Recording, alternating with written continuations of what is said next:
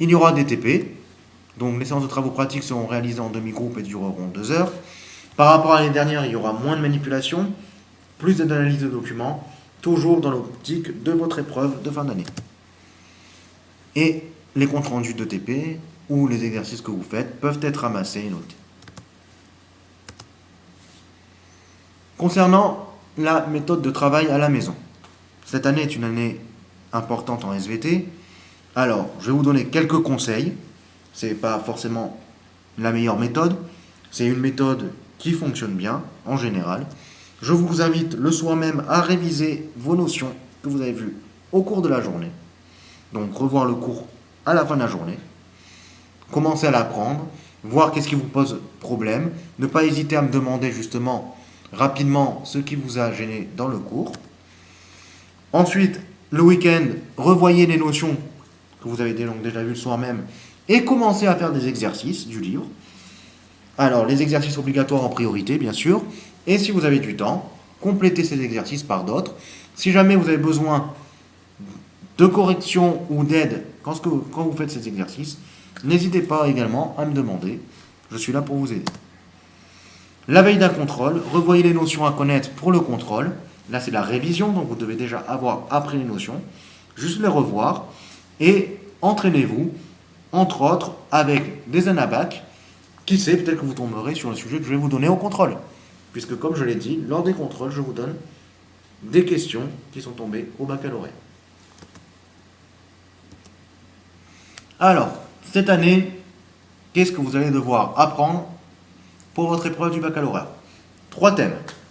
2 thèmes obligatoires et un thème au choix parmi 2.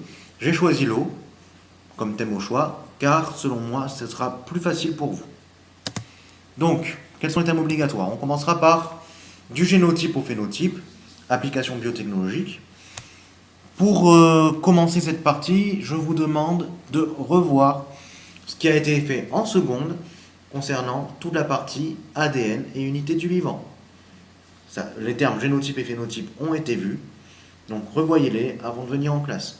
Déjà, si vous maîtrisez ces notions-là, cette partie passera beaucoup mieux et sera plus simple pour vous.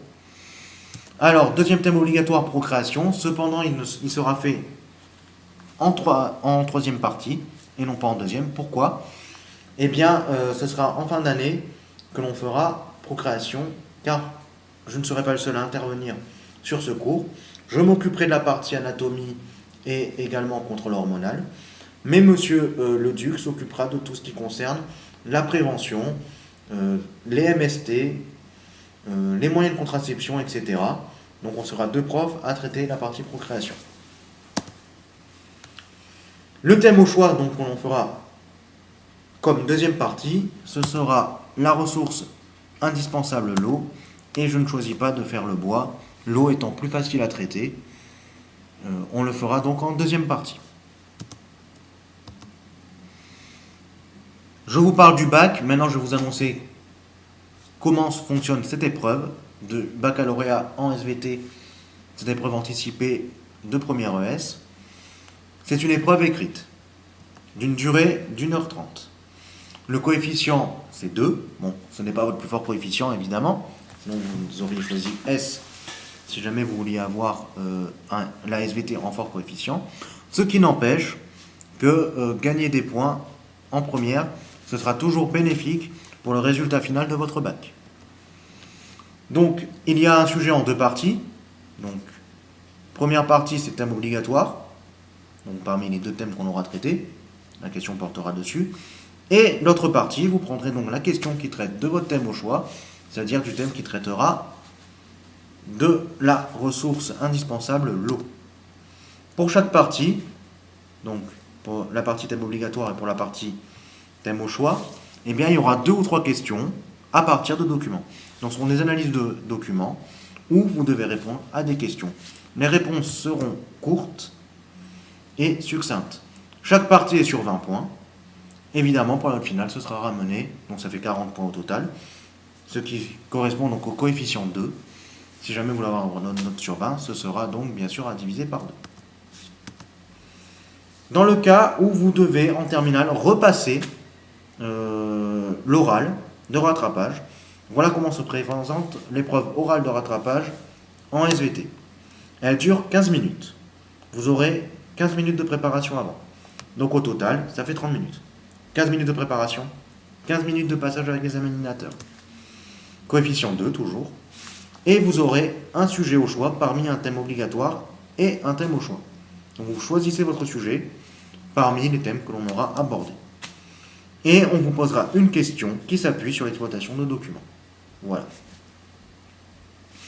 Pour vous aider, eh bien, je vous propose le site. Si vous voyez cette vidéo, c'est bien sûr que vous y êtes allé. L'adresse, c'est la suivante, http://web.mac.com/kal.el/svt, le tout en minuscule. Vous trouverez les devoirs sous la forme d'un calendrier. Vous regardez la date où vous avez SVT, et s'il y a quelque chose d'écrit, eh bien, c'est le travail à faire. Évidemment, je vous donne d'abord les consignes en classe, et après je les reporte sur le site. Personne ne sera lésé. Vous trouverez également les leçons en vidéo que vous êtes en train de visionner, donc il n'y a pas de problème. Si vous visionnez cela, c'est que vous l'avez trouvé. Et enfin, les polycopiés que je vous distribue en classe. Si jamais vous les voulez en couleur, ils sont sur le site. De même, si vous êtes absent, consultez le site pour récupérer les polycopiés que vous n'avez pas eu. Donc je vous souhaite une année scolaire studieuse. J'espère qu'elle sera la meilleure possible pour vous. Et surtout que par votre travail, vous réussirez dans toutes les matières, bien sûr en SVT, puisque cette année, vous avez, je ne le répéterai jamais assez, l'épreuve du baccalauréat anticipé. Bonne année à tous!